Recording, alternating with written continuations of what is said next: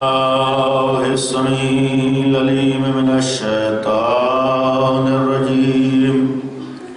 بسم الله الرحمن الرحيم.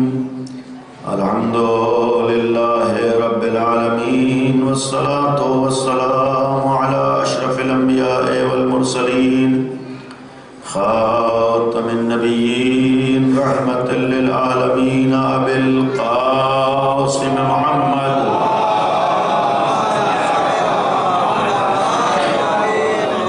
وآله الطيبين الطاهرين المعصومين المظلومين، لا سيما أمير المؤمنين علي بن أبي طالب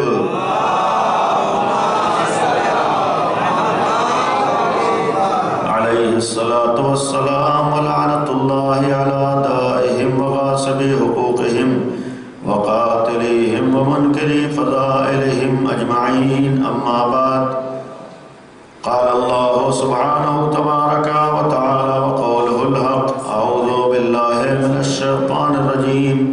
إنما وليكم الله ورسوله والذين آمنوا الذين يقيمون الصلاة ويؤتون الزكاة وهم راكعون، ومن يتول الله ورسوله والذين آمنوا فإن حزب الله هم الغالبون. صلوات محمد.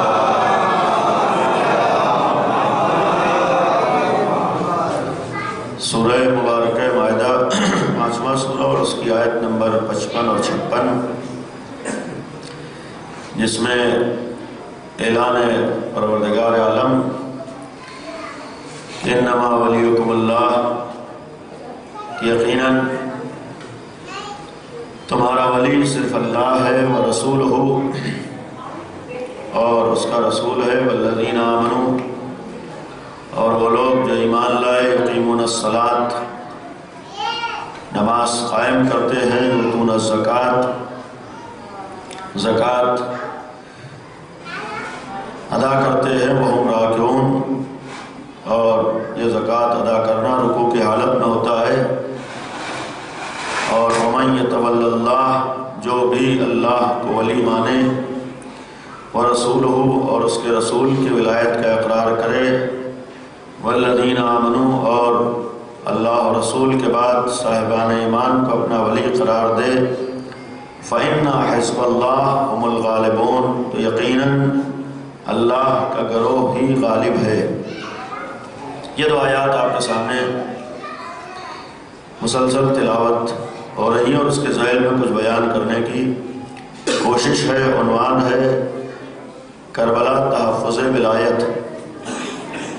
اور ظاہر سی بات ہے کہ آج ہم اسی کربلا کی یاد منا رہے ہیں، اسی کربلا کا تذکرہ کر رہے ہیں، اسی قربانی کو یاد کر رہے ہیں جسے سن 61 ہجری میں فرزند رسول نے کربلا کے میدان میں پیش کی تھی. اور یہ ظاہر سی بات ہے کہ جس قربانی کو فرزند نبی نے پیش کیا تھا، کسی نہ کسی وجہ سے پیش کیا تھا، کوئی نہ کوئی مقصد تھا، کوئی نہ کوئی چیز نگاہوں میں تھی، تبھی اتنی بڑی قربانی پیش کی. اور وہ چیز جو نگاہوں میں تھی اتنی اہم تھی کہ اتنا زمانہ گزرنے کے بعد بھی اس قربانی کا اثر پایا جا رہا ہے، اور اتنا عرصہ گزرنے کے بعد اس کے اثرات ہر انسان محسوس کر سکتا ہے. یہ خود دلیل ہے کہ جس چیز کو نواسۂ نبی نے بچایا ہے، فرزند نبی نے جس چیز کی حفاظت کی ہے، وہ اتنی زیادہ اہمیت رکھتی تھی کہ تاریخیں اور زمانے گزرتے جا رہے ہیں، لیکن اس قربانی کے اثرات صرف قربانی کے اثرات نہیں، بلکہ آج نام حسین کا اثر بھی نام حسین کا اثر ہی نہیں، بلکہ جس سرزمین پر حسین ابن علی نے قربانی پیش کی تھی اس کے اثرات بھی دنیا کی نگاہوں کے سامنے ہیں. اور ظاہر سے بات ہے کہ میں نے کہا تھا کہ حسین ابن علی نے کربلا میں انسانیت کو بچایا، کربلا کے میدان میں توحید کی عبادت کی، کربلا کے میدان میں رسالت کی عبادت کی، کربلا کے میدان میں حق کو بچایا، کربلا کے میدان میں ان ساری چیزوں کا مجموعہ ولایت ہے۔ ولایت کی حفاظت کی، ولایت کا ایک مفہوم یہ تھا کہ جس پروردگار عالم نے اس کائنات کو پیدا کیا، جس خداوند عالم نے اس دنیا کو وجود بخشا ہے، اس نے اس کائنات کو کمال تک پہنچانے کے لیے، اس دنیا کو ترقی دینے کے لیے اور اس اشرف المخلوقات کو کمال کی منزلوں تک پہنچانے کے لیے ایک ایسی چیز دنیا کے سامنے پیش کی کہ جس چیز کو سامنے رکھ کر یا جس چیز کی عظمت کو صحیح طور پر سمجھ کر انسان اپنے اندر انسانی کمالات کو پیدا کر لے۔ اور یقیناً وہ چیز یہی اللہ کی ولایت ہے۔ یہ ولایت اس لیے تھی کہ انسان اپنے انسانی کمالات تک پہنچ جائے۔ ولایت اس لیے تھی کہ اشرف المخلوقات صرف زبان سے اپنے کو اشرف المخلوقات نہ کہے بلکہ حقیقت میں اشرف المخلوقات بن جائے۔ یہ ولایت اس لیے تھی کہ انسان یہ غور کر لے کہ جب ہمارا اتنا عظیم الشان خالق ہے تو اس نے ہم سے کیا چاہا ہے، اور یقیناً اگر اس نے ہماری بھلائی کی فکر کی ہے، ہماری نجات کی فکر کی ہے اور ہمارے لیے نقصانات سے بچنے کا راستہ بیان کیا ہے، تو یہ ساری چیزیں اسی وقت ہیں کہ جب ہم ولایت کو تسلیم کر لیں۔ اور جیسا کہ میں نے کل عرض کیا تھا کہ ولایت کا مطلب اپنے کو اس پروردگار کے حوالے کر دیں۔ ظاہر سی بات ہے کہ ان مجالس عزا کا اور اس فرش عزا کا اور مجلس حسین کا عزاداری سید الشہداء کا مقصد ہی ہے کہ جو حسین ابن علی کربلا میں اتنی بڑی قربانی دے کر پیغام پہنچا کر گئے ہیں، آج رہتی دنیا تک یہ پیغام لوگوں تک پہنچتا رہے۔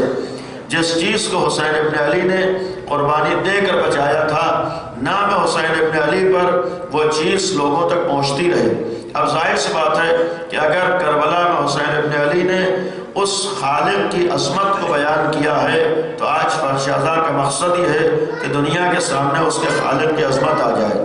اگر حسین ابن علی نے کربلا میں انسانیت کو بچایا ہے تو آج عزاداری کا مقصد یہ ہے کہ دنیا کے سامنے انسانیت کا پیغام پہنچتا رہے۔ اگر حسین ابن علی نے کربلا میں حق کی پاسبانی اور حق کی حفاظت کے لیے اپنے بھرے گھر کو قربان کیا ہے تو آج مجالس عزا کا مقصد یہ ہے کہ دنیا کے سامنے پیغام حق پہنچتا رہے۔ اور اگر کربلا کے میدان میں حسین ابن علی نے باطل کے چہروں کو آشکار کیا ہے تو آج عزاداری کا مقصد یہ بھی ہے کہ دنیا کے سامنے باطل کے چہرے بھی آشکار ہوتے رہیں۔ اس لیے انسان دھوکے میں نہ رہے کہ حق کیا ہے، باطل کیا ہے، صحیح کیا ہے، غلط کیا ہے، کہاں سے نجات ملے گی، کہاں سے ہم بہکیں گے۔ اگر کربلا کے میدان میں حسین ابن علی نے دودھ کا دودھ اور پانی کا پانی کر دیا، حق کو بھی آشکار کیا ہے، باطل کو بھی آشکار کیا ہے، دنیا کو حق کو بھی پہچانوایا ہے، باطل کو بھی پہچانوایا، اور صاف صاف اعلان کیا کہ تم چہروں پر پڑی ہوئے نقابوں سے دھوکہ نہ کھاؤ، چہروں پر پڑے ہوئے ان نقابوں کے دھوکے میں نہ آؤ کہ جو زبان سے کچھ کہہ رہے ہیں، نیت کچھ ہے، جن کے ظاہر میں کچھ ہے، باطن میں کچھ ہے۔ حسین ابن علی نے کربلا میں یہ پیغام دیا تھا کہ اگر کوئی زبان سے حق کا پیغام دے رہا ہو یا زبان سے حق کا اعتراف کر رہا ہو تو تم اس کے حق کے اعتراف سے دھوکے میں نہ آ جانا، بلکہ یہ دیکھنا کہ اس کے باطن میں کیا ہے، اس کے اندر کیا ہے۔ کہیں ایسا تو نہیں ہے کہ وہ حق کے نام پر حق کو مٹانا چاہتا ہے، کہیں ایسا تو نہیں ہے وہ اسلام جو دنیا میں سلامتی کا پیغام دینے کے لیے آیا تھا، وہ اسلام جو دنیا میں امن و امان کا پیغام دینے کے لیے آیا تھا، وہ اسلام جو دنیا میں انسانیت کا پیغام دینے کے لیے آیا تھا، وہ اسلام جو دنیا سے دہشت گردی کو ختم کرنے کے لیے آیا تھا، وہ اسلام جو دنیا سے قتل و غارت گری کا خاتمہ چاہتا تھا، وہ اسلام جو دنیا میں اس لیے آیا تھا کہ انسان انسان بن کر کسی بھی مخلوق پر ظلم نہ کرے۔ تو یقیناً اگر اسلام کے یہ پیغامات تھے تو حسین ابن علی نے ایک پیغام یہ بھی دیا ہے کہ اگر کچھ افراد اپنے کو مسلمان کہہ رہے ہوں لیکن اسلام کے اصولوں کے خلاف چل رہے ہوں تو تم آؤ کربلا سے پہچانو کہ ایسے افراد اسلام کی نگاہ میں مسلمان تو بہت دور کی بات ہے، انسان کہنے کے لائق بھی نہیں ہے۔ در حقیقت کربلا کا اصل پیغام یہ تھا کہ ہم اس کربلا کے پیغام سے آج اپنے دور میں اپنے زمانے میں بھی نگاہ اٹھا کر دیکھیں کہ اگر کوئی دعویٰ اسلام کر رہا ہو، یہ ہمارے لیے نہیں ہے بلکہ دنیا کے ہر انسان کے لیے ہے کہ اگر کوئی دعویٰ اسلام کر رہا ہو لیکن عمل میں اسلام نہ ہو، اگر دعویٰ توحید کر رہا ہو لیکن کردار میں توحید کے زبان سے لا الہ الا اللہ کہہ رہا ہو لیکن اس کی نگاہوں میں عظمت پروردگار نہ ہو، جو زبان سے محمد رسول اللہ کہہ رہا ہو اور پیغمبر کی رحمت کا نمونہ اس کی کردار و سیرت سے نہ جھلک رہا ہو، تم فرش اعضاء سے پہچانو کہ ایسے افراد اسلام کی نگاہ میں انسان کہنے کے لائق بھی نہیں ہے۔ ہو سکتا ہے وہ اپنے کو مسلمان کہتے ہو سکتا ہے اپنے لیے لفظ اسلام استعمال کرتے ہو سکتا ہے زبانوں پر لا الہ الا اللہ محمد رسول اللہ ہو، لیکن حسین ابن علی پیغام دے رہے ہیں کہ ایسے افراد کے اسلام کا تعلق ہرگز نبی کریم کے اسلام سے نہیں ہے،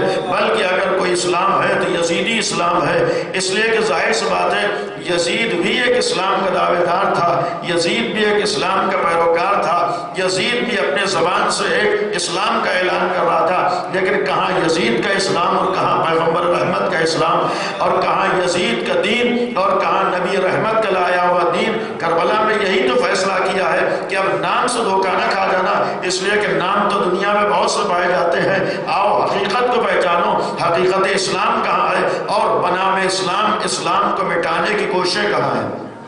در حقیقت کربلا میں حسین ابن علی نے یہ پیغام ہمارے سامنے دیا، اور یہاں پر یہ بھی مومنین کے سامنے عرض کر دو کہ آج یقیناً کربلا کا ایک مقصد یہ ہے کہ ہم فکری حوالے سے دنیا کے سامنے اس انداز سے آگے بڑھ سکیں جیسا ہمارا دین چاہتا ہے، اس لیے کہ یہ ایک حقیقت ہے کہ دین اسلام میں صرف عمل معیار نہیں ہے بلکہ انسان فکری حوالے سے کتنا آگے بڑھا ہے، انسان کی سوچ کتنی آگے بڑھی ہے۔ اور یہ بھی ایک ذمہ داری سے عرض کر دوں کہ ہمارے دین نے انسان کی سوچ کو بدلنا چاہا ہے، انسان کی فکر کو بدلنا چاہا ہے۔ کتنا بھی انسان عمل کر لے جب تک اس کی فکر و سوچ نہ بدلے اسلام کی نگاہ میں قابل اعتبار نہیں ہے۔ یعنی کوئی عمل انجام دے دینا تو یہ آسان ہے ہر انسان کے لیے، کوئی کام کر لینا یہ آسان ہے، لیکن اپنی فکر اور اپنی سوچ کو بلند کر لینا یہ ہر انسان کے بس میں نہیں۔ اسلام در حقیقت یہی پیغام دے رہا تھا، اسلام در حقیقت یہی چاہتا تھا کہ انسان اگر انسان ہے تو اس کی فکر بھی بلند ہو جائے، انسان اگر انسان ہے تو اس کی سوچ بھی بلند ہو جائے، اور پھر بالخصوص انسان ہی نہ ہو بلکہ وہ آل محمد کا چاہنے والا ہو، عام انسان ہی نہ ہو، وہ اہل بیت کا پیروکار ہو، وہ کوئی اور نہ ہو، علی ابن ابی طالب کے راستے پر چلنے والا ہو، تو یہ نہیں ہو سکتا ہے کہ علی کا چاہنے والا ہو اور فکری اعتبار سے وہ بلندیوں تک نہ پہنچا ہو۔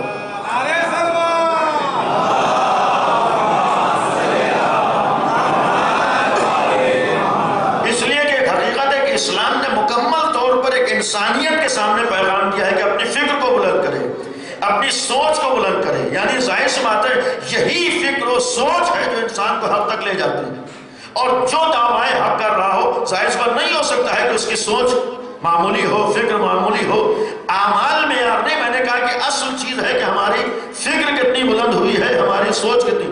ولایت کا ایک مفہوم یہ بھی ہے کہ اپنی سوچ کو اس سے وابستہ کر دینا جو انتہائی عظمت کا حامل ہے۔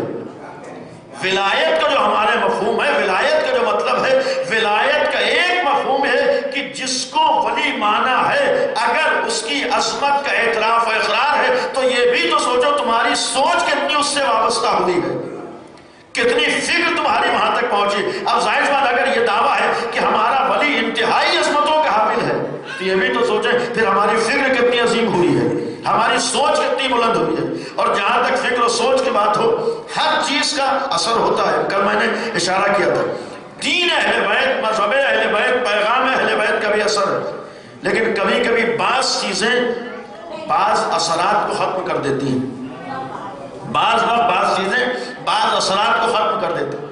یہی ایام اذاں، یہ ذکر اہل بیت، یہ تذکر اہل بیت، یہ حق کے پیغامات، یہ معصومین کی حدیثیں، یہ قرآن کی آیات، یقیناً ان پیغامات کے اثرات ہیں، یقیناً ان چیزوں کے اثرات ہیں، لیکن کبھی کبھی ان چیزوں کا اثر دیکھنے میں نہیں آتا ہے، اثر ختم ہو جاتا ہے۔ اس کا ایک نمونہ میں آپ کے سامنے عرض کروں۔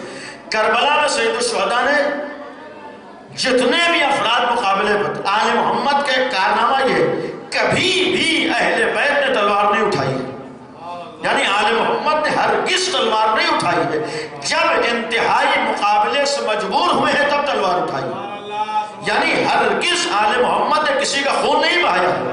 جہاں پر اس کا خون بہانا انسانی اعتبار سے واجب ہوا ہے وہاں ان کے ہاتھوں میں تلوار آئی۔ اس لیے کہ ظاہر ہے جب انسانیت پہ بات آئی ہے، جب حق پہ بات آئی ہے، جب ولایت پہ بات آئی ہے، جب توحید پہ بات آئی ہے، تب ان کے ہاتھوں میں تلوار، ورنہ کبھی بھی آل محمد کے ہاتھ میں تلوار نہیں آئی۔ آل محمد تو آئے ہی اس لیے تھے کہ خون خرابے کو ختم کر دیں۔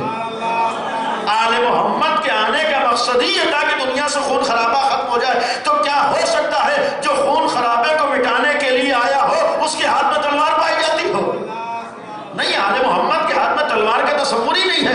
اگر تلوار اٹھائی ہے تو اس وقت تلوار اٹھائی ہے جب انسانیت کو نقصان پہنچا ہے۔ اس لیے کہ کبھی کبھی دیکھیے اگر انسانیت کو فائدہ پہنچانا ہو، یہ اس لیے عرض کر رہا ہوں کہ ایک غلط فہمی بات آئی، ایک غلط فہمی ہمارے اور آپ کے ذہنوں میں یہ ہے کہ جب وہ آخری امام تشریف لائیں گے تو تلوار لے کر آئیں گے۔ دیکھیے جو رحمت للعالمین کا جانشین ہو، جو نبی رحمت کا جانشین ہو، جو پیغام رحمت دنیا میں لے کر آئے، تو کیا ہو سکتا ہے اس کے ہاتھ میں تلوار ہو؟ اور یہ بھی پوری ذمہ داری سے کروں، انسانی مزاج و فطرت یہ ہوتا ہے کہ جہاں رحمت پائی جاتی ہے اس کی طرف کھنچتا ہے، اور جہاں قتل و غارت گری پائی جاتی ہے اس سے فطری طور پر دور ہونا چاہیے۔ چونکہ اسلامی تاریخ میں آل محمد کے چاہنے والے ہمیشہ اپنے ایسے امام کے انتظار میں رہے ہیں جو پیغام رحمت دینے کے لیے آئے گا۔ اس امام سے دور کرنے کے لیے ایک کوشش یہ ہوگی کہ ذہنوں میں بٹھا دیا جائے کہ امام تلوار لے کر آئیں گے، امام قتل و غارت گری کریں گے، امام خون خرابہ کریں گے، امام خون بہائیں گے، تو فطری اعتبار سے انسان اس سے الگ ہو جائے گا۔ یعنی ایسا نہیں ہے، ذمہ داری سے ہرگز امام تلوار لے کر آئیں گے، ہرگز قتل و غارت گری۔ امام تو اس لیے آئیں گے کہ اگر دنیا میں قتل و غارت گری ہے ختم ہو جائے۔ امام اس لیے آئیں گے کہ اگر خون خرابہ ہے وہ مٹا دیا جائے۔ تو جو مٹانے کے لیے آ رہا ہو کیا ہو سکتا ہے وہ خون خرابہ کرے؟ جو مٹانے کے لیے آ رہا ہو کیا ہو سکتا ہے وہ تلوار چلائے؟ ہرگز وہ تلوار چلانے کے لیے نہیں آئیں گے۔ یہ اور بات ہے جو میں نے کہا کہ انسانیت کو بچانے کے اگر کوئی مالی کسی باغ کی حفاظت چاہتا ہو اور اس باغ میں بہت سے پھول لگے ہوئے ہو، اور مالی یہ چاہتا ہے کہ یہ پھول زندہ رہیں، پھول باقی رہیں، پھول کو حیات ملے، تو کبھی کبھی یہ ہوتا ہے کہ اسی باغ میں کچھ کانٹے بھی پائے جاتے ہیں، اور کانٹے اس باغ کی حیات کے لیے مضر ہوا کرتے ہیں، نقصان دہ ہوا کرتے ہیں۔ تو اگر مالی کو اپنے باغ کی فکر ہوتی ہے تو ان کانٹوں کو نکال کے باہر کر دیتا ہے تاکہ پھول زندہ اور باقی رہ جائیں۔ یہی معاملہ رحمت للعالمین اور ان کے جانشینوں کا بھی ہے کہ اگر آئیں گے تو انسانیت کو زندہ کرنے کے لیے آئیں گے، انسانیت کو کمال دینے کے لیے آئیں گے، رحمت کا پیغام دینے کے لیے آئیں گے۔ اب وہ افراد جو انسانیت کے لیے ناسور بن چکے ہوں گے ان کا خاتمہ ہوگا۔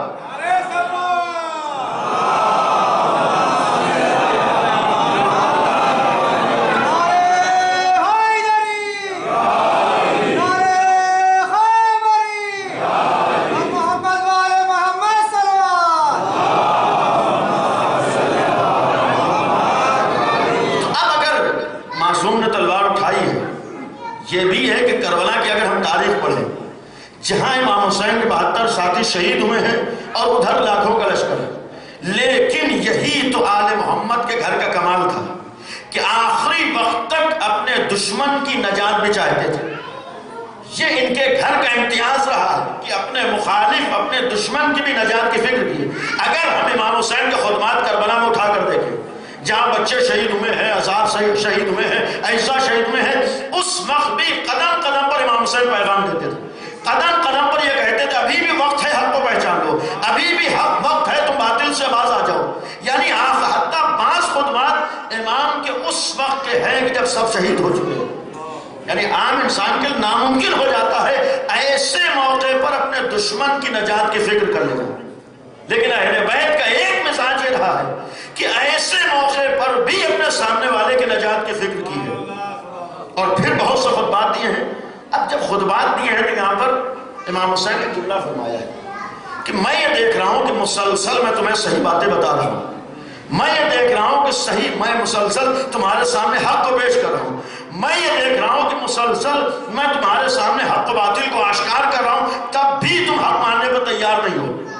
اپنی نگاہوں سے دیکھ رہے ہو، اپنے کانوں سے سن رہے ہو، سب کچھ تمہارے نگاہوں کے سامنے آ چکا ہے، تب بھی تم اپنے راستے سے ہٹنے پر تیار نہیں ہو، تم اپنے مقصد سے پیچھے ہٹنے پر تیار نہیں ہو، تم نے جو سوچ لیا اس سے پیچھے نہیں ہٹ رہے ہو۔ یہ امام حسین کا جملہ ہے۔ فرمایا کہ میں مسلسل تمہیں حق بتا رہا ہوں، مسلسل میں تمہیں تبلیغ کر رہا ہوں، مسلسل تمہارے سامنے حدیثیں پڑھ رہا ہوں، مسلسل تمہیں حق دکھا رہا ہوں، حق بتا رہا ہوں، تب بھی نہیں مان رہے ہو۔ امام نے فرمایا میں جانتا ہوں کیوں نہیں اثر ہو رہا ہے۔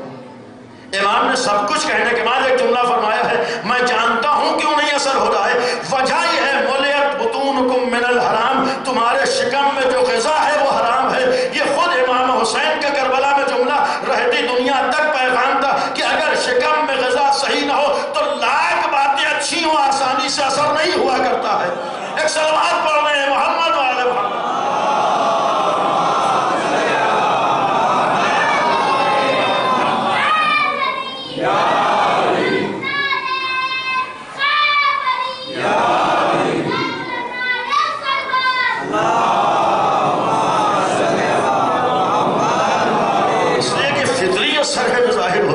اور اس کا ایک نمونہ ہے، اگر لوگ دولت دے کے بہت سے کام کراتے ہیں، راز یہی ہے کہ پیسہ دے دو جو چاہے کرا لو۔ حق کے خلاف اگر لوگ زبان کھولتے ہیں تو اس لیے کھولتے ہیں کہ شکم میں غذا صحیح نہیں۔ اس کا ایک حدیث میں ایک عالم سے سنی ہوئی، پیغمبر ایک راستے سے گزر رہے، کبھی کبھی ہوتا ہے بعض جگہوں پر آپ نے منظر دیکھا ہوگا، کسی عالم کو دیکھا، کسی مجتہد کو دیکھا، کبھی کبھی سلام بھی مذاق اڑانے کے لیے ہوتا ہے، یعنی کبھی کبھی ہوتا ہے کہ سلام بھی اس لیے ہوتا ہے کہ سامنے والے کا مذاق اڑایا جائے۔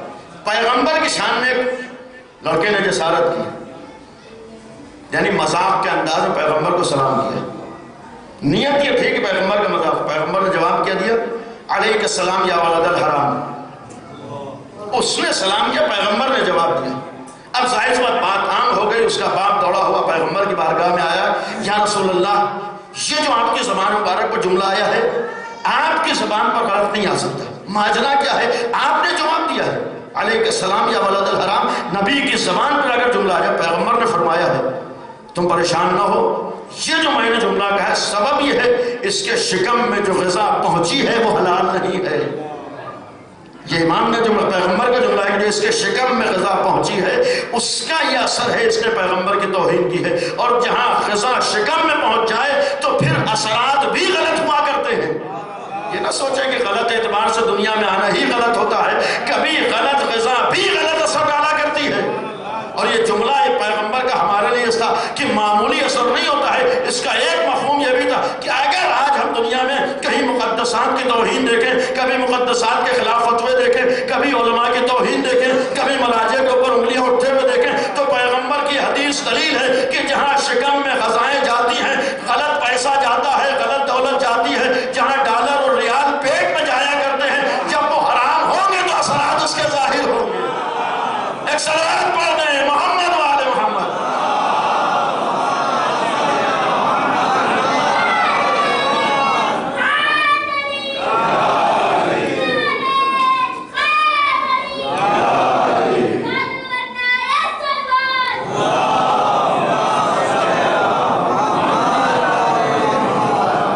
اس لیے میں نے درمیان میں عرض کیا کہ ایک کوشش ہماری یہ بھی ہو کہ ہمارے جسم میں غذائے حرام نہ جانے پائے، ہماری اولاد کے شکم میں حرام غذا نہ جانے پائے، یعنی اس لیے کہ ظاہر بات خود حدیثیں ہیں بہت سی ہیں کہ انسان کے اوپر اثرات ختم ہو جاتے ہیں۔ اب جہاں حرام غذا کی بات ہے، رزق بھی ہو وہ بھی حرام نہ ہو، ہماری محنت بھی ہو وہ بھی حلال کی ہو، اور پھر جن چیزوں کے کھانے سے ہماری شریعت نے منع کیا ہے ہم اس سے بچنے کی کوشش کریں۔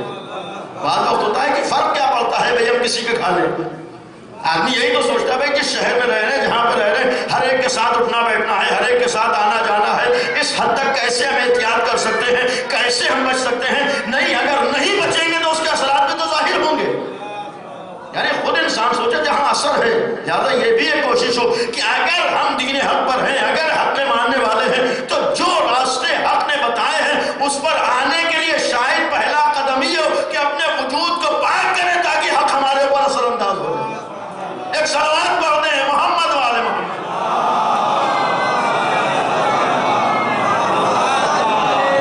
اب جو میں نے ولایت کی بات کہی تھی، ولایت کا جو ہمارے مفہوم ہے اپنے کو مکمل طور پر کسی کے حوالے کر دیں، ولایت کا جو مطلب ہے اپنے کو مکمل طور پر کسی کے سپرد کر دینا۔ اب اگر قرآن کریم میں ولایت کا اعلان ہے آپ غور کریں ولایت کا مطلب آج ہمارے عام طور پر سمجھتے ہیں زبان سے کچھ چیزیں کہہ دینا، زبان سے کچھ چیزوں کا اقرار کر لینا، زبان سے کلمہ شہادتین کے بعد ایک اور کلمہ بڑھا لینا، یہ ولایت ہے۔ نہیں، اس کا مطلب ولایت نہیں ہے۔ ولایت سے کسی کو نہیں کہتے کہ زبان پر کوئی جملہ آ جائے۔ اگر زبان پر ولایت کا مطلب زبان پر جملات آ جانا ہوتا تو آج دنیا میں بہت سے لوگوں کے پاس ولایت تھی۔ اگر ولایت کا مطلب بہت سے جگہوں پر ولایت کا مطلب ہم انہیں مان لیں، ولایت کا مطلب ہم انہیں مان لیں، ان کا اقرار کر لیں، حتیٰ یہاں تک جو ہے اس کا اقرار کر لیں، یہ ولایت ہے۔ نہیں، جو ہے اس کا اقرار کر لینا ولایت نہیں کہلاتا ہے۔ اس لیے کہ ہر اچھی چیز کو مان لینا یہ کمال نہیں ہوتا، ہر کمال والی چیز کا اقرار کر لینا یہ کمال نہیں ہوتا۔ اس کی دلیل ہے کہ آج اگر آپ دنیا کی کتابیں اٹھا کر دیکھیے، ایسے افراد جن کے دلوں میں بغض آل محمد تھا، جن کے دلوں میں دشمنی اہل بیت تھی، کتنے فضائل آل محمد بیان کیے، کتنے کمالات آل محمد کا تذکرہ کیا، حدیثیں لکھی ہیں، بیان بھی کیا ہے۔ اگر بیان کر دینا سب کچھ ہوتا، اگر ذکر کر دینا سب کچھ ہوتا، اگر فضائل کا اقرار کر دینا سب کچھ ہوتا تو بھائی ولایت تو وہاں بھی تھی۔ اگر بیان کر دینا ہی ولایت ہے تو اس کے بعد بھی ولایت ہے۔ اور اگر ہمارے ہاں ولایت کا مطلب یہ ہے کہ زبان سے علی ولی اللہ کہہ دیں تو کم از کم تاریخ کا ایک موڑ ایسا ہے کہ جہاں پر غدیر میں لوگوں نے جب مبارکباد دی، لوگوں نے جب مبارکباد دی ہے کن الفاظ کے ساتھ دی؟ صرف بخن بخن کہہ کے نہیں رکے ہیں، یعنی بخن بخن تو کہا ہے کہ مبارک ہو علی، اس کے بعد کا بھی جملہ تھا اصبحت مولایا و مولا کل مومن و مومنہ، کہ آپ میرے اور ہر مومن و مومنہ کے مولا ہو گئے۔ اگر ولایت کا مطلب یہ ہو کہ زبان سے ولی اللہ کہہ دیں، اگر ولایت کا مطلب یہ ہو زبان سے علی کو مولا کہہ دیں، بھائی وہ بھی تو مولا ہی ہو جائے گا۔ اس نے بھی تو علی کو مولا کہا ہے، اس کی زبان پر بھی تو علی ولی اللہ آیا ہے۔ اس کا مطلب ہے کہ صرف زبان سے علی کو ولی کہہ دینا کافی نہیں ہے، امیر المومنین کی ولایت کا اقرار کر لینا کافی نہیں ہے۔ اگر ہمارے سامنے قرآنی آیات ہیں، قرآنی واقعات ہیں، تو قرآنی آیات واقعات اس لیے نہیں ہے کہ ہم صرف واقعات کے بارے میں پتہ لگا لیں فلاں زمانے میں واقعہ ہو، یہ واقعات اس لیے ہیں تاکہ ہمیں ان واقعات سے پیغام ملے۔ اور ہمارے قرآن کی اس حد تک عظمت و اہمیت ہے کہ ہم یہ کوشش کرتے ہیں کہ ہماری ہر بزم کا آغاز تلاوت قرآن سے ہو۔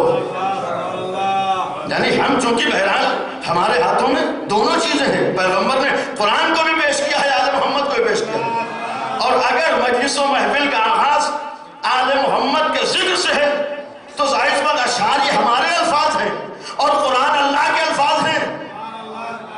ظاہر بات جہاں اللہ کے الفاظ آل محمد کی مدح میں ہو تو کیا بہتر نہیں ہے کہ ہماری ہر بزم کا آغاز تلاوت کلام سے ہو رہا ہو؟ اس لیے کہ قرآن کریم ہمارے لیے معیار ہے۔ اب قرآن کریم میں ولایت کا بھی تذکرہ ہے، اور ولایت کا ایک بہت بڑا نمونہ شیطان و ابلیس ہے۔ دیکھیں شیطان کا جو قرآن میں واقعہ ہے، یہ واقعہ ہمارے جیسوں کے لیے قابل غور ہے۔ آپ اگر غور کیجئے کہ قرآن کریم میں شیطان کو رجیم کہا گیا ہے، مردود کہا گیا ہے، حتیٰ یہاں تک کہ کان من الکافرین، وہ کافرین میں سے ہے۔ سوال یہ ہے کہ اس نے کہاں پر انکار کیا ہے؟ بھئی اگر وہ ولایت سے نکلا ہے، مفہوم یہاں ہے ولایت سے خارج ہوا ہے، اللہ کی ولایت کو نہیں مانتا تھا، یہیں سے ہماری ولایت سمجھ میں آ سکتی ہے کہ شیطان ولایت سے خارج ہو۔ بھائی کیا چیز نہیں مانتا تھا؟ اگر وہ ولایت سے نکالا گیا اور قرآن کہہ رہا ہے کان من الکافرین، تو کیا اس نے اللہ کا انکار کیا؟ کیا وہ اللہ کو نہیں مانتا تھا؟ کیا جو اللہ ہے اس کا اقرار نہیں کر رہا تھا؟ بھائی قرآن کریم نے تو جو آیات پیش کی ہیں اس نے اللہ کو تو اس موقع پر مانا ہے جب نکالا جا چکا ہے۔ اس وقت اللہ کی مخالفت کر دیتا نہیں، اس وقت اللہ کی مخالفت نہیں کی، جب نکالا گیا ہے تب بھی کہہ رہا ہے خدایا میں تجھے مانتا ہوں، اور یہ نہیں کہا کہ تجھے مانتا ہوں بلکہ یہ کہا جو تو ہے میں اس کا بھی اقرار کرتا ہوں۔ اور اس کی دلیل ہے، اس نے صاف صاف کہا اللہ کا مطلب کیا ہوتا ہے۔ ہمارے توحید کہتے ہیں، توحید کا مطلب کیا ہے، اللہ کو ماننے کا مطلب کیا ہے؟ سب سے پہلا یہ اقرار ضروری ہے کہ وہی ہمارا خالق ہے۔ کیا شیطان اللہ کو خالق نہیں مانتا تھا؟ کیا شیطان اللہ کے خالق ہونے کا منکر تھا؟ نہیں، اس نے تو اللہ کے خالق ہونے کا اقرار اس وقت کر لیا ہے جب نکالا گیا ہے۔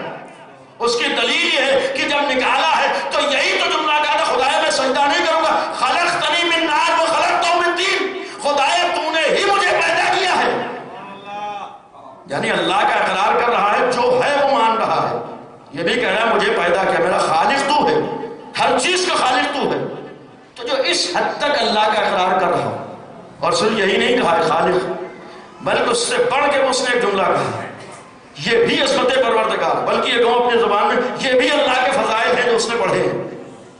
یعنی نکالے جانے کے بعد بھی اللہ کو مان بھی رہا ہے، اللہ کے فضائل بھی پڑھ رہا ہے. ایک جملہ کہتا ہے خدایا تو نکال تو رہا ہے لیکن مجھے مہلت دے دے. یہ مہلت کیوں مانگ رہا ہے؟ بھائی نکالا گیا، جا کے بہکائے. یہ اللہ سے کھڑے ہو کر کیوں کہہ رہے خدایا مجھے مہلت، انظرنی، قرآن کا جملہ ہے کہ خدایا مجھے مہلت دے دے. اور یہ بھی عرض کروں اس نے مہلت مانگی کن لوگوں کو بہکانے کی؟ جو راہ مستقیم پر ہے. وہ کس کو بہکائے گا؟ جو سیدھے راستے پر ہے. وہ کس کو بہکائے گا؟ جو حق کے راستے پر ہے. اکثر ہم مطمئن ہو جاتے ہیں ہمیں شیطان نہیں بہکائے گا. یہ یقین رکھیں شیطان کسی اور کو نہیں بہکائے گا، اسی کو بہکائے گا جو حق کے راستے پر ہے.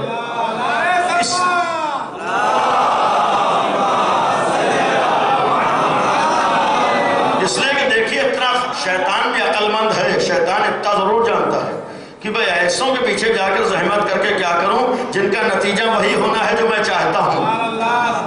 تو لہذا ان کے پیچھے نہیں جائے گا، ان کو بہکائے گا جو حق کے راستے پر ہے. تو جسے یقین ہے کہ ہم حق کے راستے پر ہیں، اسے قرآن پر یقین کرتے ہوئے یہ بھی یقین کرنا پڑے گا کہ شیطان ہمیں کو بہکائے گا. شیطان اور کسی کے بھی، جو اس نے کہا تھا خدایا مہلت دے. اب انصاف سے بتائیے جو مہلت مانگ رہے اس کا مطلب کیا ہے؟ مہلت مانگ کے اقرار کر رہا ہے. اس وقت جب نکالا گیا کہ خدایا صحیح ہے تو نے نکال دیا، لیکن میں یہ اقرار کر رہا ہوں کہ اس کائنات کا صاحب اختیار تو ہی ہے. آپ توجہ دیجئے، معمولی چیز نہیں ہے. ایک جگہ اس نے کہا خدایا دنیا کے خالق تو ہے، دوسری طرف یہ کہہ رہا خدایا صاحب اختیار تو ہی ہے، اگر تو اجازت نہ دے میں بہکا نہیں سکتا ہوں. یعنی اجازت مانگنے کا مطلب یہ تھا کہ اللہ سے کہہ رہا خدایا تو اگر اجازت دے، تو اگر مرضی تیری مرضی ہو، یعنی تیرا اگر اختیار نہ ہو تو پھر کائنات کا پتا بھی نہیں ہل سکتا ہے. تو اس کا مطلب ہے کہ اللہ کے ماننے میں کوئی کمی نہیں تھی. اللہ کو ماننا، بھائی جو ہے وہ مان رہا ہے. پھر بھی اللہ کہہ رہا ہے کہ کانا من الکافرین، جو کفار میں سے. تو انکار کہاں پر کیا ہے؟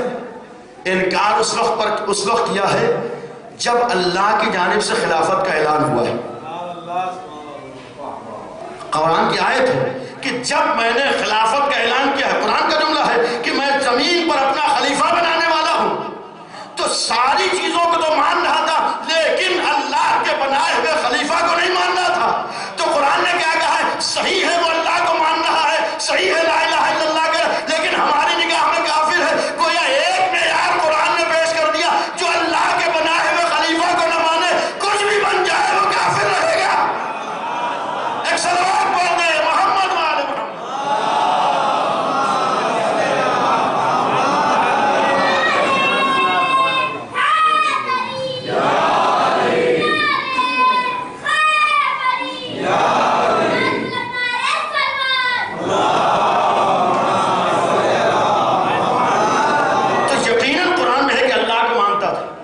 اللہ کے ماننے میں ذمہ داری سے، اللہ کے ماننے میں کمی نہیں تھی. تو پھر بھی نکالا گیا. کیوں نکالا گیا؟ صرف ایک موقع ایسا آیا ہے کہ جہاں پر اس نے انکار کیا ہے.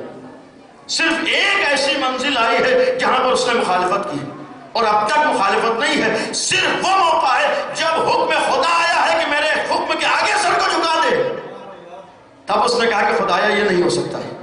اس کا مطلب یہ ہے کہ ایک معیار ہمارے سامنے ہے کہ حق کو مان لینا کافی نہیں ہے، حق کی تعریف کر دینا کافی نہیں ہے، جو حق ہو وہ اس کے زبان سے اعتراف کر لینا کافی نہیں ہے، جب تک جو بھی حق نے کہا ہے اس کے آگے سر نہ جھکا دیا جائے. حق پر ہونے کا معیار ہمارے سامنے پیش کر دے. زبان سے اعتراف نہیں ہے، بلکہ جو انہوں نے کہا ہے جب تک ہم نہ مان لیں حق والے نہیں ہو سکتے ہیں. یہ شیطان کا واقعہ دلیل ہے کہ اللہ کا ماننے والا کب ہے؟ جو اللہ کہے اسے مانے. اس نے حکم خدا کا انکار کیا.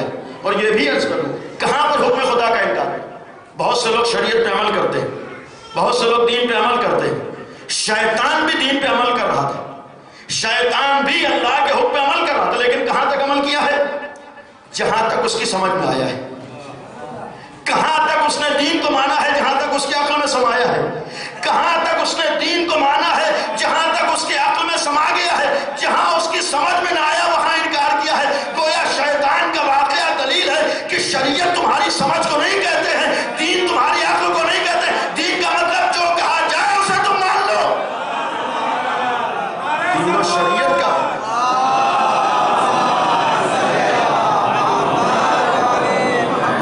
اس لیے کہ بعض جگہ پر آپ شاید نمونے بھی دیکھتے ہو، جتنا سمجھ میں آتا تو ہم عمل کریں گے، اور جہاں ہماری سمجھ میں نہ آئے ہم نہیں مانیں گے۔ یہ گویا شیطان کا واقعہ دلیل ہے کہ شیطان بھی عبادت کا منکر نہیں تھا، اس نے کتنے ہزار سال سجدے کیے ہیں، کتنی ہزار سال عبادتیں کی ہیں، تو اپنے مزاج سے عبادت کر لینا اللہ کو قابل قبول نہیں ہے، اللہ کے حکم سے عبادت کرنا، جتنا اللہ نے کہا ہے اتنا ہمیں ماننا ہے۔ یہ نہیں ہے کہ آدھا ہم مانیں گے آدھا نہیں مانیں گے، کچھ باتیں ہم مانیں گے کچھ باتیں نہیں مانیں گے۔ شیطان بھی کچھ باتیں مانتا تھا، کچھ ہی کا انکار کیا، اور پھر اگر شیطان نکالا گیا تو اس کا ایک مطلب یہ ہے کہ جو بھی ولی کے حکم کا انکار کرے، ولی کے بنائے ہوئے حاکم کو نہ مانے، وہ پھر اللہ کا ماننے والا نہیں۔ سائنس میں جناب آدم کا تذکرہ ہے کہ اللہ نے جنہیں حکم دیا ہے، جنہیں بنایا ہے، اگر ولی کے حکم کو نہ مانا تو پھر ولایت ختم ہو جاتی ہے۔ تو ولایت کا مطلب اگر قرآن کی آیات ہے کسی بھی حق کو مان لینا، یہ ولایت نہیں ہے۔ شیطان کے پاس ولایت نہیں ہے، کیوں نہیں ہے؟ شیطان اللہ کو مان رہا تھا لیکن حکم خدا کو نہیں مان رہا تھا۔ تو ولایت کا مطلب اصل ہے حکم خدا کو ماننا۔ ولایت کا مطلب یہ ہے کہ پھر اپنی مرضی نہ چلانا۔ ولایت کا مطلب ہے کہ ہمیں کیا اچھا لگتا ہے یہ نہ دیکھنا۔ ولایت کا مطلب یہ نہیں ہے کہ ہماری عقل میں کیا سمجھتا ہے، ہمارے مزاج کے حساب سے کیا ہے۔ اکثر ہمارے ہوتا ہے بھائی جس سماج میں ہم رہ رہے ہیں، جس سوسائٹی میں ہم رہ رہے ہیں، جن لوگوں کے ساتھ ہمارا اٹھنا بیٹھنا ہے، بھائی ان لوگوں کا بھی تو خیال کرنا ہے۔ یہ ولایت نہیں ہے، یہی چیز تو انسان کو ولایت سے نکال سکتی ہے۔ ولایت کا مطلب یہ نہیں ہے تم سماج کو دیکھو، ولایت کا مطلب نہیں تم سوسائٹی کو دیکھو، ولایت کا مطلب یہ نہیں یہ سوچو جن لوگوں کے ساتھ اٹھنا بیٹھنا ہے انہیں ہم کیا منہ دکھائیں گے۔ ہمارے بعض موقعوں پر یہی ہوتا ہے، اگر ہمارے گھر میں باقاعدہ پردہ ہوگا تو جن لوگوں کے ساتھ ہمارا اٹھنا بیٹھنا ان کو کیا منہ دکھائیں گے، جس سماج میں ہم رہ رہے ہیں وہاں کیسے رہ پائیں گے۔ کیا کبھی ہم نے سوچا کہ ہم کو یہ خیال تو ہوتا ہے کہ جہاں رہنا سہنا ہے انہیں کیا منہ دکھائیں گے، کیا کبھی یہ بھی سوچا جو ہمارا ولی ہے اسے کیا منہ دکھائیں گے۔ ہمیں یہ تو خیال ہوتا ہے کہ وہ برا مان جائیں گے، لیکن کیا کبھی یہ بھی خیال ہوا کہ ہمارے معصوم کو برا لگے گا۔ ولایت کا مطلب یہ نہیں ہے کہ جتنا سمجھ میں آئے اتنا عمل کیا جائے، ولایت کا مطلب وجود کو حوالے کر دینا۔ اور نوجوانوں کے لیے ایک مثال عرض کر دوں، جو ہمارے ولایت کا مفہوم ہے، ولایت کا مطلب ہے آج سب کچھ ولایت ہے، لہذا اپنی طرف سے بھی اگر ولایت کی اہمیت ہے تو دشمن کی نگاہیں بھی اسی ولایت کے اوپر ہے۔ دشمن کی نگاہیں ولایت پر کیوں ہے؟ اس لیے کہ دشمن بھی جانتا ہے کہ بنیاد یہی ہے، اگر یہ کمزور ہو گئی تو سب کچھ ہاتھ سے چلا گیا، اگر صحیح ولایت سے وابستہ نہ ہوئے تو حق ہاتھوں سے گیا، لہذا اگر حق سے دور کرنا ہے تو پہلے ولایت کے سلسلے میں غلط فہمی پیدا کرنا ہوگا۔ ظاہر ہوا جب ولایت کے سلسلے میں غلط فہمی ہوگی تو پھر آدمی حق تک نہیں پہنچ پائے گا۔ یہ ذہنوں میں بٹھا دیا جائے مان لینا کافی ہے، زبان سے اقرار کر لینا کافی نہیں۔ ہم غور کریں ولایت کسے، کل میں نے ایک جملہ کہا، ایک مثال عرض کر دوں، ولایت کا مطلب اپنے کو مکمل طور پر حوالے کر دینا۔ اور ولایت کا ایک مفہوم میں نے اشارتاً درمیان میں کہا، ولایت کا مطلب یہ ہوتا ہے کہ ہماری کوئی حقیقت نہیں ہے، اس ولایت سے وابستہ ہو کر اپنی حقیقت پیدا کر لیں۔ ولایت کا مطلب یہ ہے کہ ہم کچھ نہیں ہیں، ان سے وابستہ ہو کر بہت کچھ بن جائیں۔ ولایت کا مطلب یہ ہے ہمارا وجود کوئی اہمیت نہیں رکھتا ہے، اس ولایت سے وابستہ ہو کر اپنے وجود کو اہمیت دے دیں۔ اس کی میں مثال عرض کر دوں، دیکھیے قطرے کی کوئی حقیقت نہیں ہوتی ہے، قطرے کی کوئی اہمیت نہیں ہوتی، قطرے کی کوئی ویلو نہیں ہوتی، تھوڑی سی ہوا چلے وہ اس کا وجود ختم ہو جائے گا، کوئی پیر رکھ دے وہ کچھ دیر میں ختم ہو جائے گا، ہوتا نہیں ہوتا ہے۔ لیکن اگر اسی قطرے کو سمندر کے حوالے کر دیجئے، یعنی قطرہ جب تک قطرہ ہے اس کی کوئی حقیقت نہیں ہے، اس کی کوئی اہمیت نہیں، لیکن اسی قطرے کو اگر سمندر کے حوالے کر دیجئے تو اب جو اہمیت سمندر کی ہے وہ قطرے کی ہو جائے گی۔ لاکھ کوششیں کی جائیں قطرے کو مٹانے کی، اگر یہ قطرہ سمندر سے مل گیا تو ساری دنیا مل کے بھی قطرے کو نہیں مٹا سکتی ہے۔ کیوں؟ اس لیے کہ اب قطرہ قطرہ نہیں ہے، سمندر بن چکا ہے۔ ولایت کا مطلب بھی یہی ہے کہ تم ہو قطرہ اور آل محمد ہے سمندر، اپنے کو سمندر کے حوالے کر دو، لاکھ دنیا کوشش کرے تمہیں نہیں مٹا سکتی ہے۔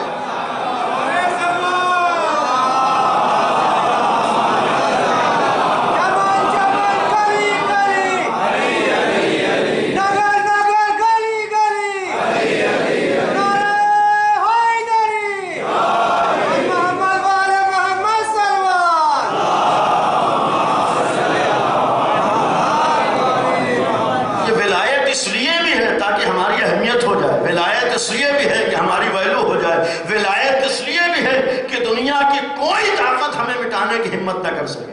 ولایت اس لیے ہے کہ ہماری وہ حقیقت ہو جائے جو وہاں سے چاہی گئی۔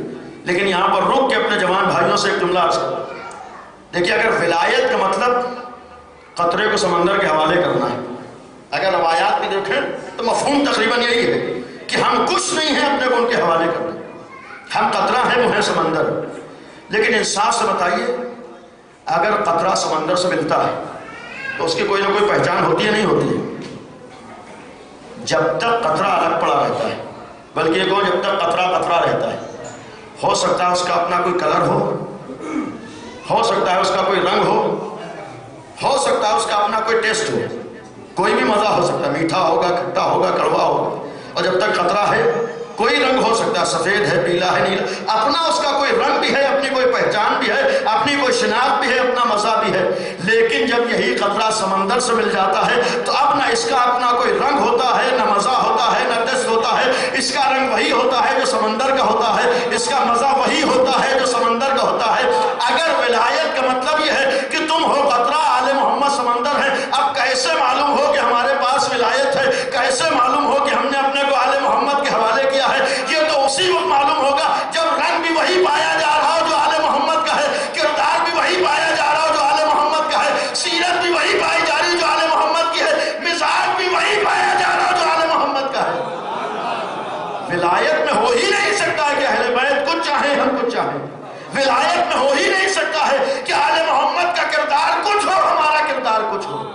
نہیں، ولایت کا مطلب ہی ہے کہ جب سمندر قطرے سے ملے، قطرہ سمندر سے ملے گا تو پھر وہی سامنے آئے گا جو اس کا رنگ ہوگا، جو ان کا عمل ہوگا، جو ان کی سیرت ہوگی، جو ان کا کردار ہوگا۔ اور اگر ولایت کا مفہوم یہ ہے کہ سلسلہ بسلسلہ ہمیں پہنچنا ہے، اور اگر قرآن نے کہا ہے کہ اللہ ولی اس وقت ہے جب اللہ کے معین کیے ہوئے کو مانے، اللہ کی ولایت اس وقت ہے جسے اللہ نے حاکم بنایا ہے اس کی حاکمیت کو تسلیم کرو، یعنی اس کے بغیر اللہ ولی نہیں ہے۔ تو اب اس کا مطلب ہے کہ نبی کریم بھی جسے معین کریں، جب تک ہم اس کے معین کیے ہوئے کو نہ مانے رسول ولی نہیں ہو سکتے ہیں۔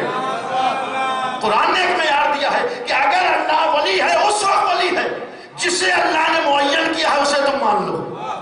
تو پھر رسول بھی اگر قرآن کی آیت میں ولی ہے، قرآن نے کہا ہے اب رسول کی ولایت کا اعلان کیا، انما ولیکم اللہ ورسولہ، تو رسول کب ولی ہے؟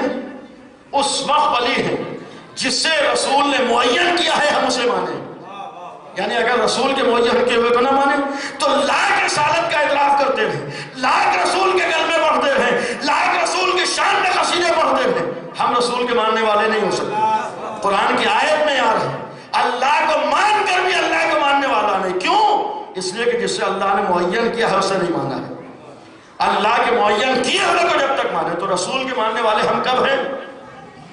جسے رسول معین کرے اسے ہم مانیں، اور اگر رسول کے معین کیے ہوئے کو نہ مانے تو پھر رسول کا ماننا نہیں۔ تو اب یہاں پر پہنچنے کے بعد انصاف سے بتائیے کہ اگر قرآن نے ایک معیار بتایا ہے کہ اللہ کو ماننا اس وقت ماننا ہے جسے اللہ نے معین کیا ہے ہم اسے مانیں، تو رسول کا ماننا کب ہے؟ جسے رسول نے معین کیا اسے مانیں۔ تو قرآن کی آیت یہاں پر آ کے رکی نہیں ہے، ولی دو ہی نہیں ہے، رسول ولی ہے اللہ سے پہلے، اور رسول کے بعد آل محمد ولی ہے۔ اگر اللہ کی ولایت اس وقت ہے جسے اللہ نے معین کیا ہے، اللہ نے حاکم بنایا، اسے ہم مانیں، تب ولایت ہے اللہ کی۔ رسول کی ولایت اس وقت ہے جسے رسول نے معین کیا ہے، ہم اسے مانے، تو پھر آل محمد کی ولایت کب ہوگی؟ آل محمد ولی کب ہوں گے؟ جسے آل محمد حاکم بنائے، جب تک ہم اسے نہ مان لیں آل محمد کی ولایت نہیں ہو سکتی۔ اس لیے کہ تو معیار ہے ہمارے سامنے، جب تک آل محمد کے معین کیے ہوئے، اور ہمارے سامنے صاف صاف حدیث ہے، چھٹے امام جعفر صادق علیہ السلام،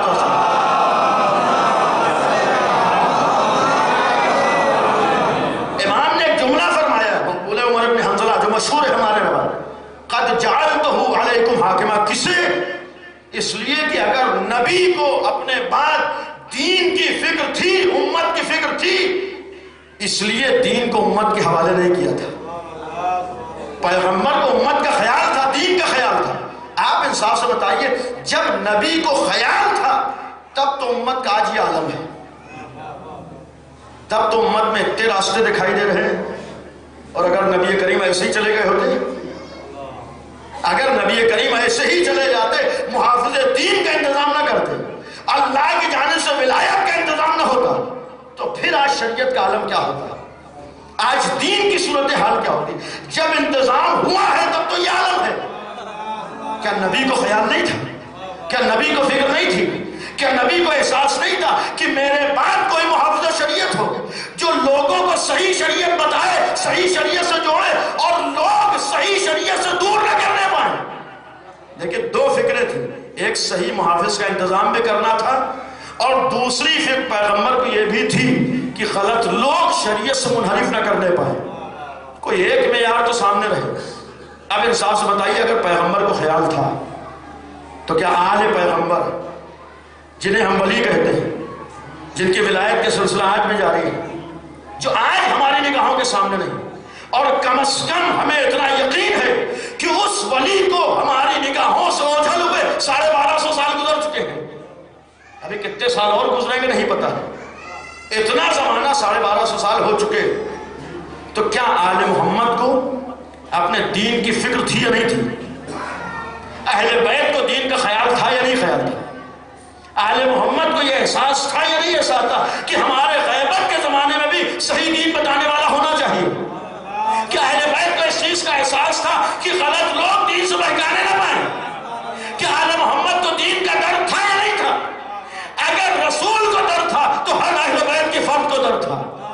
اگر رسول نے اپنے باپ کے لیے 12 ولیوں کا انتظام کیا ہے تو ہمارے ہر امام نے بھی غیبت کے بعد کے لیے، غیبت کے زمانے کے لیے محافظ شریعت کا انتظام کیا ہے۔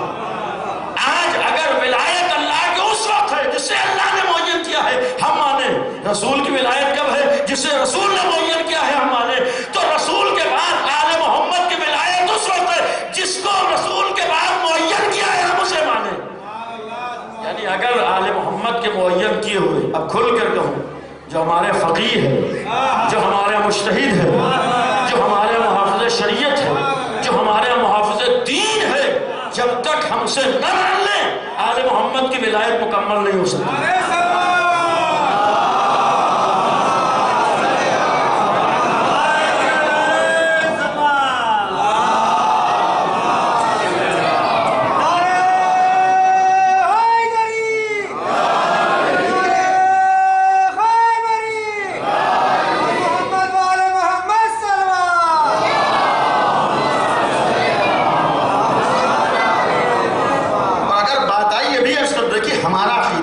سنجیدگی سے نوجوانوں کے سامنے ہمارا عقیدہ آج یہ ہے کہ ہمارے پاس جو دین و شریعت ہے، جو مذہب ہے، یہ دین و شریعت و مذہب وہی ہے جو اللہ کی طرف سے آیا ہے۔ میں ذمہ داری سے اجلاس کر رہا ہوں کہ آج بھی 1439 ہجری میں جو ہمارے پاس شریعت ہے، دین ہے، مذہب ہے، وہی ہے جو 100% اللہ والا ہے۔ ہمارا اگر غدیر پر عقیدہ ہے، اگر ہمارے غدیر کی عظمت ہے، تو اس کا راز یہ ہے کہ غدیر میں اللہ نے ایک آیت نازل کی ہے، الیوم اکملت لکم دینکم۔ الیوم اکملت لکم کا مطلب کیا تھا؟ یعنی آج کے دن دین میں دروازہ بند کر دیا گیا، اب کسی مخلوق کو حق نہیں ہے دین میں کمی کرنے کا یا زیادتی کرنے کا۔ غدیر کا مطلب یہ جو شریعت اللہ نے اتاری ہے، جو دین اللہ نے بھیجا ہے، جو مذہب اللہ نے بتایا تم اسے مانو۔ قدیر کا مطلب یہ جو اللہ نے بتایا ہے اسے مانو. لیکن وہاں بھی کچھ لوگوں کا مزاج یہ تھا کہ ہم پوری بات تو اس کی نہیں مان سکتے. وہاں بھی مزاج یہ تھا ساری بات اس کی نہیں مان سکتے، کیونکہ اپنا مزاج بھی ہے، اپنی فکر بھی ہے، اپنی سوچ بھی ہے. جو ہمیں اچھا لگتا ہے اس پہ کیسے عمل کریں گے؟ جو ہمارے دماغ میں آتا ہے اس پہ کیسے عمل کریں گے؟ شریعت میں گھٹائیں بڑھائیں گے کیسے؟ اگر ہم نے غدیر سے شریعت کو لیا تو وہی شریعت ماننا پڑے گی جو اللہ نے بھیجا ہے، اور پوری شریعت مان نہیں سکتے.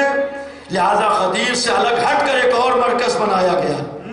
تو ان دونوں میں فرق یہ تھا، غدیر کا مطلب جو وہاں سے کہا گیا وہ مانو، اور غدیر کے مقابلے میں جو مرکز بنایا گیا وہاں یہ تھا جو اچھا لگے وہ مانو.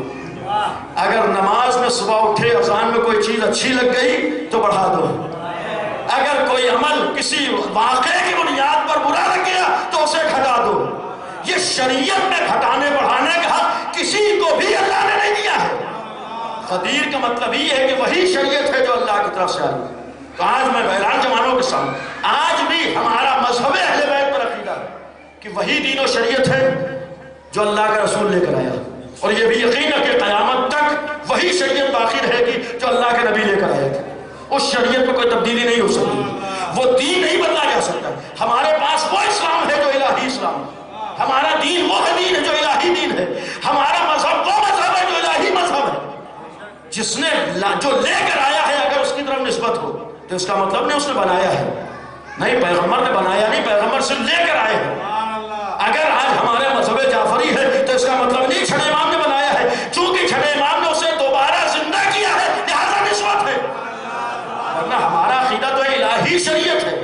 میں پوری ذمہ داری آج بھی عقیدہ ہے کہ وہ شریعت ہرگز بدل نہیں سکتی، وہ دین نہیں بدل سکتا ہے. اب انصاف سے بتائیے، اگر شریعت نہیں بدل سکتی، دین نہیں بدل سکتا، آج کے زمانے میں ہم پتہ لگانا چاہیں وہ غدیر والی شریعت کہاں ہے. آج کے زمانے میں ہم ڈھونڈنا چاہیں وہ الہی دین کہاں ہے. آج کے زمانے میں ہم پتہ لگانا چاہیں جو اللہ نے راستہ بتایا تھا وہ راستہ کہاں ہے. اور جب ہم کو معلوم ہے کہ اس الہی راستے کو مٹانے کے لیے سینکڑوں راستے بنائے گئے ہیں، اس الہی دین کو ختم کرنے کے بہت سے دین وجود میں لائے گئے ہیں، اس مذہب کو مٹانے کے لیے بہت سے مذہب وجود دیے گئے ہیں، تو آج کون ایسا ہے جو پتہ لگا لے کہ اللہ کا دین کہاں ہے، الہی شریعت کہاں ہے، الہی مذہب کہاں ہے. میں نے کہا کہ آج بھی ہمارا عقیدہ وہی الہی مذہب قیامت تک باقی. تو کیسے پہنچیں گے، کیسے معلوم ہوگا ہمارے دین و شریعت؟ میں نے کہا عقل والا دین ہے. ہمارا دین تو پہلا پیغام ہر اپنے ماننے والے کو دیتا ہے کہ تم کسی کے پابند نہیں ہو، تم کسی کے مجبور نہیں ہو، راستہ کھلا ہے، آؤ محنت کرو، الہی شریعت کو پہچان لو، آؤ اتنی ترقی کرو، اتنا علم حاصل کرو، تمہیں غدیر شریعت معلوم ہو جائے. اتنی محنت کر لو، اتنا علم حاصل کر لو کہ تمہیں معلوم ہو جائے اللہ نے کون سا راستہ بتایا، تمہیں پتا چل جائے کہ اس بتائے ہوئے راستے میں کتنے راستے نکالے گئے. تو پہلا راستہ ہمارے پابندی نہیں ہے. یہ غلط فہمی جو ہمارے ہوتی ہے کہ ہماری شریعت مجبور کر دیا، علماء نے مجبور کیا، ہرگز کسی نے مجبور نہیں کیا. ہمارا دین تو پہلے پیغام ہی دیتا ہے کہ آؤ اتنی محنت کرو کہ تمہیں غدیر شریعت معلوم ہو جائے، اتنی محنت کر لو کہ الہی شریعت تمہیں پتا چل جائے، اتنی محنت کر لو کہ تمہیں معلوم ہو جائے واقعی اسلام کیا ہے. اور اگر اتنی محنت نہیں کر سکے ہو، اور یہاں رک کر ایک جملہ بھی عرض کر دوں، دیکھیے جو الہی شریعت کی بات ہے، الہی دین کی بات ہے، صرف محنت سے حاصل نہیں ہوتا ہے. صرف محنت کر لینے سے وہ شریعت ہمیں نہیں معلوم ہو جائے گی. ذمہ داری سے کریں، اس لیے کہ دنیاوی چیزیں تو محنت کرنے سے مل جاتی ہیں، لیکن جو الہی شریعت ہے، ہم دعوے سے کہیں کہ ہم نے 100 کتابیں پڑھی ہیں. آج بعض لوگوں غلط فہمی یہی ہوتی ہے کہ ہم نے اتنی کتابیں پڑھنی، ہمارے گھر میں اتنی کتابیں ہیں. بھائی کتابوں سے علم نہیں آتا ہے، یہ دنیاوی علم تو تم کتابوں سے حاصل کر سکتے ہو، لیکن جو الہی شریعت ہو، جتنی محنت ضروری ہے اتنا ہی تقویٰ و پرہیزگاری ضروری ہے. جب گناہوں سے دوری ہوگی، جب شریعت پر عمل ہوگا، تب معلوم ہوگا الہی شریعت کیا ہے. ہم سوچتے ہیں ہم نماز سے نزدیک جانے پر تیار نہیں ہے اور شریعت کو پہچان لیں گے. ایک روزہ رکھ نہیں سکتے الہی شریعت کو معلوم کر لیں گے. دعویٰ کہ ہم نے اتنی کتابیں پڑھی ہیں. بھائی کتابوں میں الہی شریعت نہیں ہے، کتابوں میں الہی دین نہیں ہے. اس الہی دین کے لیے پہلے محنت کرو اور اس کے ساتھ ساتھ تقوی و پرہیزگاری اختیار کرو. تب معلوم ہوگا قدیری شریعت کیا ہے, تب معلوم ہوگا کہ اللہ کا دین کیا ہے, تب معلوم ہوگا ولایت والا راستہ کیا ہے. اگر پہلا راستہ ہمارے لیے ہے تو پھر کسی کو کہنے کا حق نہیں کہ پابندی ہے. یہ تو آزادی ہے بھائی, آؤ اتنی محنت آپ کرو. اور اس کو ہمارے زبان میں کچھ بھی کہیں اردو میں, آپ کچھ بھی کہہ لیجئے, ہمارے اسے کہتے ہیں مجتہد. یعنی مجتہد بننا کسی کے لیے منع نہیں ہے. جتنے لوگ ہیں سب مجتہد بن سکتے ہیں. اتنا جذبہ ہو, اتنا حوصلہ ہو, اتنی محنت کر سکتا ہو, اتنا تقوی و پرہیزگاری ہو, بھائی آئے اجتہاد کریں, آئے شریعت کو سمجھ لیں. اب ہماری شریعت جو عقل والی شریعت ہے, ہماری شریعت جو فکر والی شریعت ہے, ہماری شریعت جو بے عقلی والی شریعت نہیں ہے, یہ شریعت ہمیں پیغام دیتی ہے کہ اگر تم نے اتنی محنت نہیں کی ہے کہ الہی شریعت کو سمجھ سکو تو اب ہر جاہل کے بہکاوے میں نہ ہو. جو جاہل جدھر لے جانا چاہے ادھر تم نہ چلے جاؤ. جو راستہ بتا دو اس راستے کو نہ مانو. نہیں, پہلے آؤ سوچو, جب اللہ کی شریعت ہے تو ادھر سے کون سا محافظ آیا ہے؟ جب دین اس کا ہے تو محافظ بھی اسی کا ہوگا. اگر نبی کے راز شریعت کو پہچاننے کی بات آ گئی تو ہم خود سے نہ پہچانے کہ مسند پہ کون ہے, خود سے نہ دیکھیں کہ کرسی پہ کون ہے, خود سے نہ دیکھیں کس نے منصب حاصل کیا ہے, بلکہ یہ دیکھیں رسول کو رسول نے کس کو مہیا کیا. اور جب رسول کے بنائے ہوئے سے دین کو لیں گے تب ہمیں الہی شریعت ملے گی. تو جب غیبت کے زمانے میں شریعت سمجھنے کی بات آئے, شریعت کو پہچاننے کی بات آئے, اس دین تک پہنچنے کی بات آئے, تو اس وقت تک ہم دین تک نہیں پہنچ سکتے جب تک کوئی ایسا وسیلہ اور راستہ نہ ہو جو ہمیں الہی شریعت تک پہنچا. اور یہ بھی آل محمد کا احسان ہے ہمارے اوپر کہ ہمیں لاوارث نہیں چھوڑا. اہل بیت کا یہ کرم ہے کہ اللہ نے اگر انہیں محافظ شریعت بنایا تھا تو جب غیبت کا پردہ شروع ہو رہا تھا اس سے پہلے ہی انہوں نے غیبت کے لیے محافظ کا انتظام کیا. یہ در حقیقت غیبت کے زمانے میں جو محافظ کا انتظام ہے, جسے ہم مرجعیت کہتے ہیں, جسے ہم فقاہت کہتے ہیں, اگر غیبت کے زمانے میں محافظ کا انتظام ہے. اب یہاں پر ہمارے ایک اصطلاح ہے, وہ اس کی وضاحت کر دوں آپ کی زحمت ختم. ہمارے ایک اصطلاح ہے تقلید. دیکھیے, امام کے زمانے میں امام بھی اپنی شریعت نہیں بتاتا ہے, معصوم بھی اپنے دل میں آئی ہوئی چیز نہیں بتاتا. امام وہی شریعت بتائے گا جو اللہ کی طرف سے آئی ہے. امام وہی شریعت پہنچائے گا جو نبی لے کر آئے. جب نبی نے شریعت میں تبدیلی نہ کی ہو تو کیا کسی محافظ نبی کو حق ہے, نائب نبی کو حق ہے کہ وہ شریعت میں تبدیلی کر دے؟ نہیں, کسی میں شریعت تبدیل نہیں کی ہے, نبی نے بھی تبدیل نہیں کی ہے, تو نبی کے بعد کسی معصوم نے بھی تبدیلی نہیں کی. تو جب معصوم نے تبدیلی نہ کی ہو تو کیا آج کے زمانے میں کسی کو حق ہے کہ وہ شریعت کو تبدیل کر دے؟ نہیں, آج بھی ہمارا خدا کسی کو حق نہیں ہے کہ وہ شریعت کو تبدیل. الہی شریعت ہے, قیامت تک رہے گا. الہی دین ہے, قیامت تک رہے گا. الہی مذہب ہے, قیامت تک. معاملہ ہے اس تک پہنچنے کا.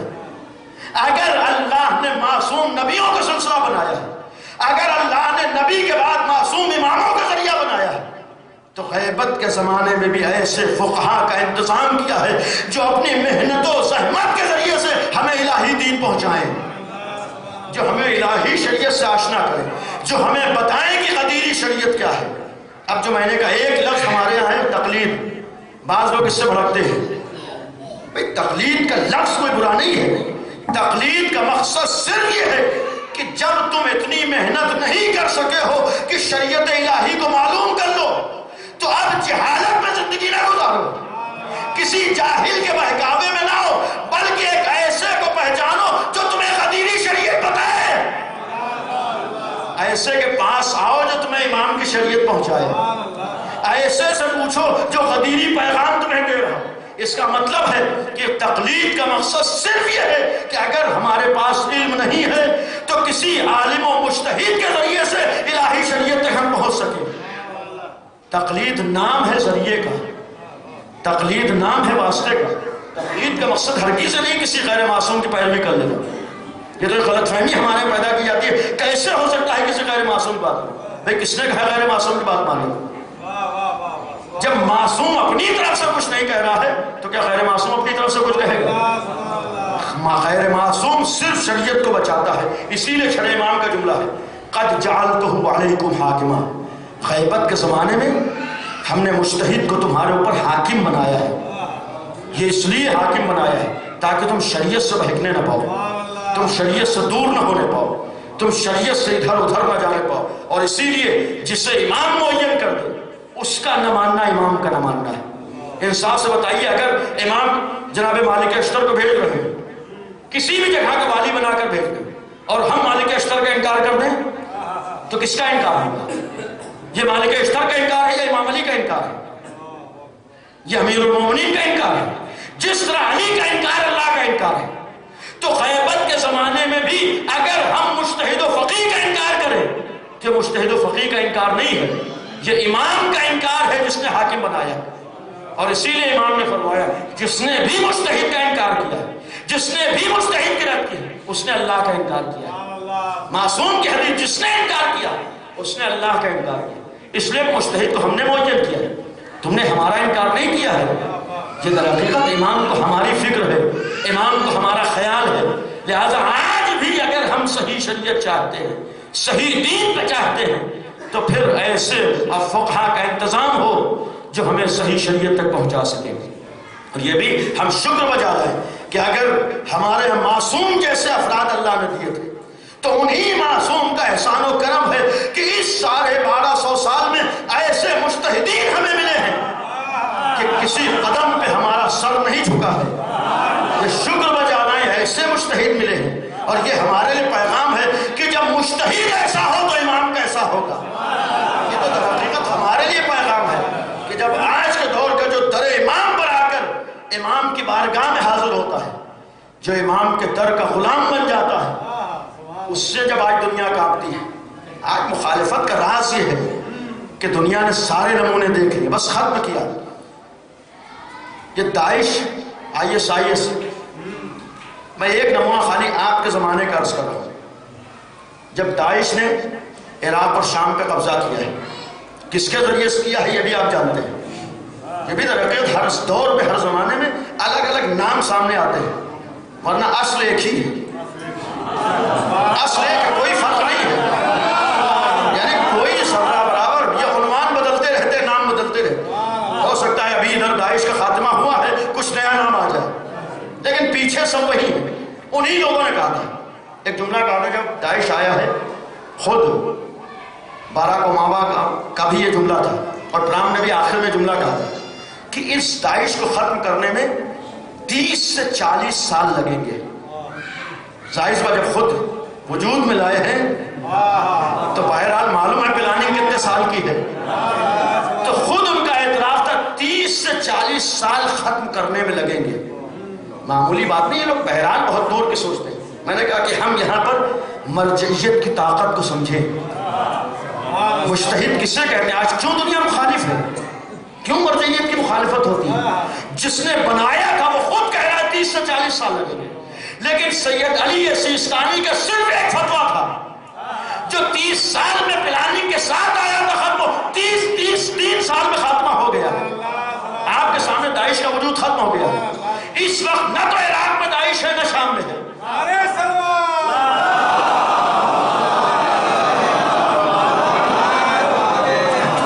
صرف ایک فتویٰ ہے آپ کے سامنے, صرف ایک فتویٰ ہے جس نے 3 سال میں اس کا وجود مٹا دیا, وجود ختم. میں نے کہا کہ مخالفت کیوں ہے؟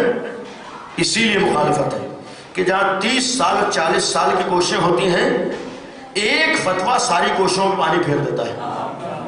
2500 سالہ شہنشاہیت ہوتی ہے. امام خمینی کا ایک فتویٰ 2500 سالہ شہنشاہیت کو ختم کر دیتا ہے. کتنی دنیا بیٹھ کے منصوبے بناتی ہے, پلاننگ کرتی ہے, ایک مجتہد کا فتویٰ ساری محنتوں میں پانی پھیر دیتا ہے. مخالفت کا راز یہی ہے کہ جب تک یہ رہیں گے ہم کامیاب نہیں ہو سکتے ہیں. لہذا پہلے انہیں درمیان سے ہٹاؤ تاکہ ہم اپنے منصوبے میں کامیاب ہو جائیں. اتنا تو ہمارے اندر شعور ہونا چاہیے, اتنی تو صلاحیت ہونی چاہیے, اتنی تو عقل و فکر ہونی چاہیے کہ ہم دشمن کی سازشوں کو پہچان سکیں. یہ اس لیے مخالفت ہے. جو مخالفت کا سبب آل محمد سے تھا, آل محمد کی مخالفت کیوں تھی؟ صرف اس لیے لیے تھی جب تک باقی ہے دین حق باقی ہے. دنیا جانتی تھی اگر علی باقی ہے تو دین حق باقی ہے، اگر حسن باقی ہے تو دین حق باقی ہے. لہذا دین حق کو مٹانے کے لیے پہلے انہیں قتل کرنا پڑے گا. یہی دنیا آج جانتی ہے جب تک مرجعیت باقی ہے پیغام حق باقی ہے، جب تک مجتہد باقی ہے دین حق باقی ہے. ہم دین حق سے کب منحرف کر سکتے ہیں؟ کب لوگوں کو بہکا سکتے ہیں؟ اس وقت بہکا سکتے ہیں جب درمیان سے سلسلہ ختم ہو جائے. یہی سلسلہ ہے جو آج ہمیں ولایت سے جوڑے. اور انصاف سوچئے 1250 سال میں کس نے ہمیں بتایا کہ ولایت کیا ہے؟ آپ انصاف سے بتائیے کس نے ہم کو آ کر بتایا کہ ولایت کسے کہتے ہیں؟ اگر امیر المومنین کے حق ہونے کا یقین ہے تو کیا امیر المومنین ہمارے پاس آئے بتانے کے لیے کہ ہم حق ہیں؟ اس 1250 سال میں بھی اگر ہم تک حق پہنچا ہے، ولایت پہنچی ہے تو انہی مجتہدین کے صدقے میں پہنچی ہے. اس 1250 سال میں یہ نہ ہوتے تو کیا ہمیں معلوم ہوتا کہ ولایت کسے کہتے ہیں؟ اور اگر ہم دعویٰ کریں کتابیں موجود ہیں، بھائی وہ کتابیں کس نے لکھی؟ اگر کتابوں میں حق ہے تو کتابیں لکھی کس نے؟ آج بہت سے لوگ کہتے ہیں بھائی کتاب موجود ہے ہمیں ماننے کی ضرورت. جو کتاب لکھ رہا وہی تو کہہ رہا ہے کہ ہر چیز لکھی بھی نہ مانو، اس لیے کہ لکھی ہوئی جہاں مانی گئی وہاں سوائے محراب کے کچھ نہیں تھا. یہ اسی کا تو نتیجہ تھا حسبنا کتاب اللہ، کتاب ہمارے لیے کافی ہے. آل محمد نے تو یہ تو کہا تھا کہ کتاب کافی نہیں ہو سکتی جب تک کتاب کو سمجھانے والا نہ ہو. ہم اس غلط فہمی میں نہ رہے کہ روایت ہمارے لیے کافی ہے، ہم غلط فہمی نہ رہے اخبار ہمارے لیے کافی ہے. یہی تو آدمی سوچتا بھائی کتابوں میں لکھا ہوا موجود ہے. بھئی اخبار اور روایت کوئی معمولی چیز ہے کہ ہر ایرا سمجھ لے گا. ایک شعر کو سمجھنے کی ہمارے اندر صلاحیت نہیں ہوتی. ایک آ کر کوئی اس کا اگر کوئی جملہ بولتے ہم اسے نہیں سمجھ پاتے. ایک دنیاوی آدمی کے کلام کو سمجھنے کی صلاحیت نہیں ہے. دعویٰ ہے کہ معصوم کی حدیث کو سمجھ لیں گے. بھائی کہ حدیث معصوم کوئی عام انسان کا کلام ہے؟ جو بھی کتاب پڑھ لے سمجھ لے گا. نہیں، اس حدیث کو سمجھنے کے لیے بھی 60-70 سال محنت کرنا ہوتی ہے، تقویٰ و پرہیزگاری ہوتی، تب سمجھ میں آتا ہے امام نے کیا کہا.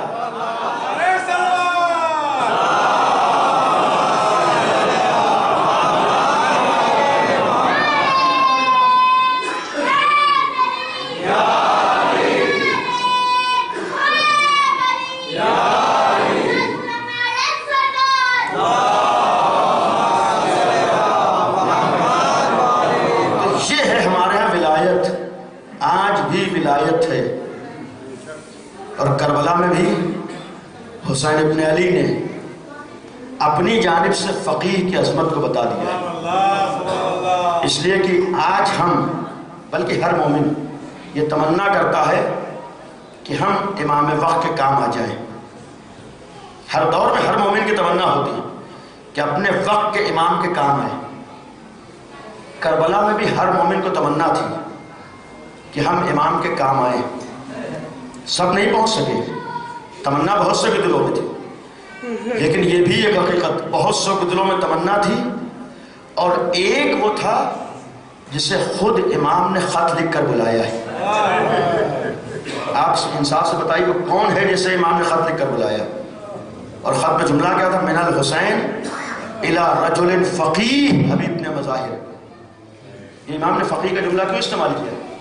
یہ شاید آج ہمارے سامنے ہر حسینی کو فقیہ کی عظمت بتانا ہو کہ ہر مومن امام سے نصرت کی تمنا رکھتا ہے، لیکن فقیہ اس کو کہتے ہیں جسے خود امام خط لکھ کر بلاتا ہے. تو فقیہ کا مقابلہ نہیں ہو سکتا ہے. اور جہاں فقیہ کو بلایا تھا فقاہت کا نمونہ امام کے سامنے پیش کیا. جب جسارت کی ہے شان امام نے، امام نے کہا ہے، کسی صحابی نے آ کر کہا تھا مولا نماز کا اول وقت ہے. یہ بھی تو حسینیت کا ایک پیغام تھا کہ حسین ابن علی نے جب کربلا میں اس وقت نماز نہ چھوڑی ہو تو کیا ہو سکتا ہے امام حسین کا چاہنے والا اور اس کی نماز چھوٹ جائے. آپ سوچیں جب ہر طرف سے تلواریں چلیں. امام نے ایک جملہ فرمایا تھا، ہم اسی نماز کو قائم کرنے کے لیے جنگ کر رہے ہیں. دشمن سے کہو کہ نماز پڑھ لیں. تو کسی ظالم نے جملہ کہا تھا ملون نے کہ حسین تمہاری نماز قبول نہیں ہے. جب ظہر کا وقت ہے اس وقت جناب حبیب آگے بڑھے تھے، مولا نماز ہو جائے گی. آقا سامنے کھڑے ہونے والے موجود ہیں. سعید و زہیر آگے کھڑے ہو کر سینے پر تیروں کو روکیں گے، آپ کے پشت پر بھی پیچھے نماز پڑھنے والے موجود ہیں، لیکن مولا اس نے آپ کی شان میں جسارت کی ہے، مجھے اجازت دیجئے میں اسی جسارت کا مزہ چکھاؤں۔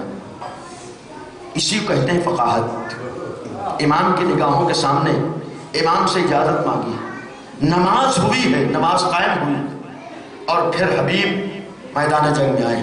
جنگ نہیں پڑھوں گا، جس وقت میدان جنگ میں آئے، حملہ کیا ہے، آخری وہ آیا کہ ادھر امام کی نماز ختم ہوئی ہے، ادھر حبیب نے آواز دی تھی مولا اپنے بچپن کے ساتھی کی مدد کے لیے آئیے۔ امام حسین چلے، جناب حبیب کے سرانے آئے، آخری وقت حبیب کے ساتھ امام حسین کے ساتھ دوسرے اصحاب بھی ہیں۔ کسی نے کہا تھا حبیب کوئی وصیت ہو تو بتاؤ، جناب حبیب نے آخری وقت اشارہ کیا ہے کوئی وصیت تو نہیں ہے، لیکن ولی خدا کا خیال رکھنا، جب تک جان میں جان ہے حسین ابن علی پر آنچ نہ آنے پائے۔ عزیزو جناب حبیب اس دنیا سے رخصت ہوئے۔ ایک منظر ہے، یہ ایام اسیران کربلا سے منسوب ایام ہے، اور ان اسیران کربلا میں ایک ساتھ سید سجاد کی ہے، اور وہ بیٹا کس منزلوں سے گزرا ہے آپ تصور کیجئے کہ کربلا میں جس کے نگاہوں کے سامنے بھرا گھر اجڑا، جس کی نگاہوں کے سامنے عزیز چلے گئے۔ جناب منہال سے ایک جملہ آپ سنتے رہتے ہیں کہ آئے تھے ہاتھوں کو جوڑا تھا، مولا کب تک روئیے گا۔ چوتھے امام نے جملہ جواب دیا تھا، منہال انصاف سے بتاؤ یعقوب کے کتنے بیٹے تھے؟ کہ مولا 12 بیٹے تھے۔ فرمایا صرف ایک بیٹا آنکھوں سے اچھل ہوا تھا، اپنے ایک بیٹے کی جدائی کو برداشت نہ کر پائے۔ انصاف سے بتاؤ جہاں یعقوب ایک یوسف کی جدائی کو برداشت نہ کر پائے، میرے 18 یوسف میرے نگاہوں کے سامنے رخصت ہو گئے، میں کیسے گریہ نہ کروں، میں کیسے نہ روں؟ عزیز و منہال نے ایک جملہ اور کہا، مولا شہادت تو آپ کے گھر کی میراث ہے۔ جیسے ہی منہال نے جملہ کہا ہے، چوتھے امام تڑپ گئے اور حسرت سے جملہ فرماتے ہیں، اے منہال تم نے انصاف نہ کیا، شہادت ہمارے گھر کی میراث ہے، کیا یہ بھی میراث ہے کہ ماؤں بہنوں کے سر کھلے ہوئے ہوں؟ کیا یہ بھی میراث ہے کہ بازار کوفہ و شام ہو؟ کیا یہ بھی میراث ہے کہ ایک منادی ندا دیتا ہوا جا رہا ہو؟ انصاف سے بتاؤ ہم جیسے بھی ہوں کیا کبھی برداشت کر سکتے ہیں کہ ہماری نگاہوں کے سامنے ہماری گھر کی ناموس کو بازاروں میں پھرایا جائے؟ ہم جیسے بھی ہوں کیا کبھی گوارا کر سکتے ہیں کہ ہماری نگاہوں کے سامنے اس جگہ جہاں کچھ لوگ جاننے والے ہوں بے ردا ہماری گھر کی خواتین کو لایا جائے؟ ذرا سید سجاد کے دل سے پوچھئے کہ جس وقت بازار کوفہ و شام میں آئے ہیں کتنی سخت منزل تھی، ایک طرف زینب اولیاء مقام جیسی ذات ہے، سر پہ چادر نہیں ہے، سید سجاد کو اسی بات کا تو قلق تھا، چوتھے امام اسی بات سے تو تڑپتے تھے، ہائے علی کی بیٹی ہو، ہائے نبی کی نواسی ہو، بازار کوفہ و شام میں لائی جا رہی ہو، تنہا بازار میں نہ لائی جائے بلکہ آگے آگے ایک آدمی پکار کے کہہ رہا ہوں، اے کوفے کے رہنے والوں آؤ تماشا دیکھو یہ نبی کی نواسی ہے۔ یہ جملہ کتنا سخت تھا چوتھے امام کا، اور اس سے بڑھ کے جو مصیبت ہے، ایک انصاف سوچیے اولاد کے سامنے اس کے باپ کے سر کو نوکے نیزہ پہ بلند کیا جائے، بیٹا موجود ہو اور باپ کا سر نوکے نیزہ پہ ہو، کیا ہم اور آپ گوارا کر سکتے؟ بس ایک منظر ہے، جناب حبیب دنیا سے گئے ہیں، اب تاریخ کا جملہ ہے کہ جناب حبیب کا بیٹا کوفے میں ہے، کربلا نہیں آیا ہے، کوفے میں ہے۔ جب یہ قافلہ کربلا سے کوفے آیا ہے تو کوفے میں جناب حبیب کے بیٹے نے منظر کیا دیکھا کہ لٹا ہوا قافلہ چلا رہا ہے اور اس قافلے میں بہت سے سر ہیں۔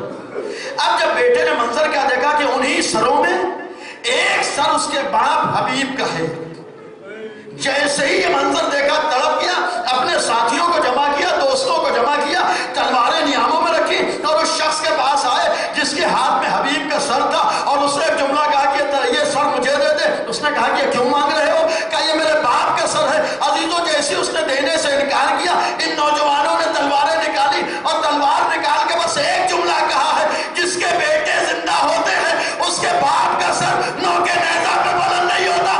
عزیزوں حبیب کے بیٹے نے تو یہ جملہ کہہ دیا، لیکن یہ جملہ سید سجاد کو لگا۔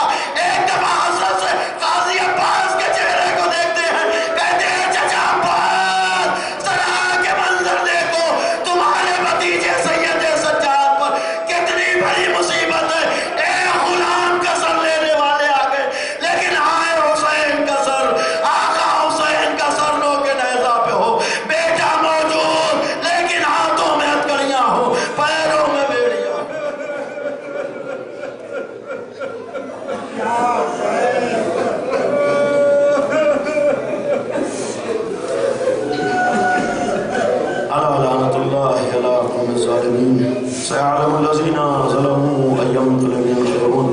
خدایا ہماری سعادت کو قبول فرما، خدایا تجھے ذکر کا واسطہ ہم سب کو صحیح معنی میں ولایت کو سمجھنے کی توفیق عطا فرما، خدایا امیر المومنین کا واسطہ ہمارے دلوں میں مولا متقیان کی سچی محبت و معرفت عطا فرما، پروردگارہ تجھے عزائے سید الشہداء کا واسطہ ہے ہم سب کو زیادہ زیادہ عزاداری امام حسین میں شریک ہونے کی توفیق عطا فرما، پروردگارہ تجھے اہل بیت کا واسطہ ہے دنیا میں امن و امان کو قائم فرما، خدائے دنیا سے برائیوں کا خاتمہ فرما، خدائے دنیا سے ظلم و ستم کا خاتمہ فرما، خدائے علماء اعلام کا سایہ ہمارے سروں پر باقی رہے، خدائے دشمنان حق دشمنان تشیع دشمنان اسلام کا نیز نابود فرما، خدایا تمام مراج کرام کا سایہ ہمارے سروں پر باقی رہے، خدایا جتنے بھی افراد اگر نادانی میں حق کے خلاف کسی طرح کی کوششیں کرے، خدایا اگر قابل ہدایت ہیں تو ان سب کی ہدایت فرما، خدایا جو قابل ہدایت نہیں ہیں ان سب کو نیز نابود فرما، پروردگارہ تجھے عظمت اہل بیت کا واسطہ ہے، تیرا وعدہ ہے، تیرا وعدہ سچا ہے، خدایا اپنے وعدے کو پورا فرما،